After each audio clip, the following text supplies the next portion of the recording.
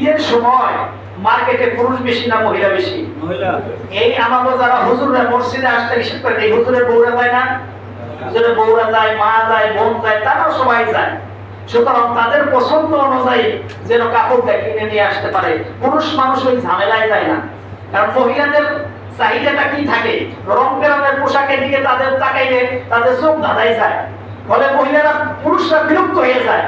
তারপরে হুজুর হোক আর মাওলানা হোক আর যেই হোক ভক্তি হোক, পরে বিরক্ত হইয়া কি করে না, পরের বছর তোমাকে এই টাকা দিয়ে তুমি ঈদের মার্কেট করে নিয়ে আসো, এটা বলে কি বলে না? তাই যেই মুফতি সাহেব, যেই হুজুর তার স্ত্রীকে, তার মাকে, তার বোনকে মার্কেটে পাঠাইলো কাপড় চোপড় কেনার জন্য, অথবা তিনি নিজেই গেলেন, সেই মার্কেটে ফেতনা হয় না, সেই বাজারে ফেতনা হয় না, ফেতনা হয় যত মসজিদে। এই মসজিদে যারা ফেতনা দেখেন তাদের ব্যাপারে কি বলবো? ওই হাদিসটাই যথেষ্ট।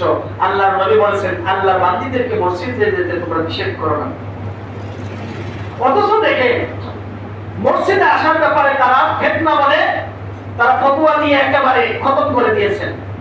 অথচ তাদের মাহফিলগুলোতে মহিলাদের জন্য পর্দার সহিত সুব্যবস্থা আছে, এইরকম পোস্টারের নিচে লেখে কি লেখে না, বিশেষ দ্রব্য মহিলাদেরকে পর্দার সহিত কি আছে, এখানে ব্যবস্থা আছে, এই ওয়াজ শুনতে পারবে।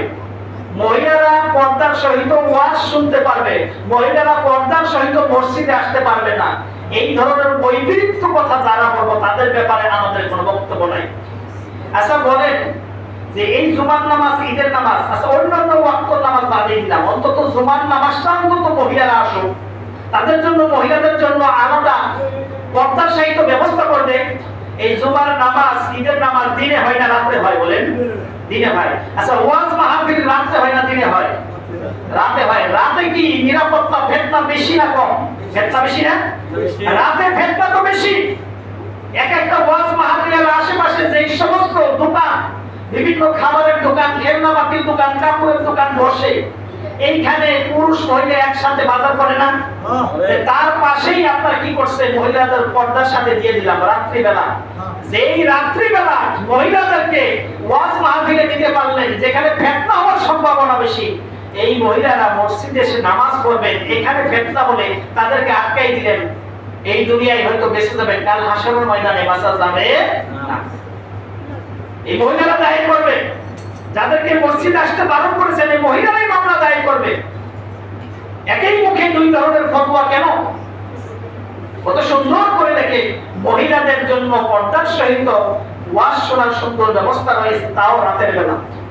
রাতের বেলা তারা যেতে পারে, আর দিনের বেলা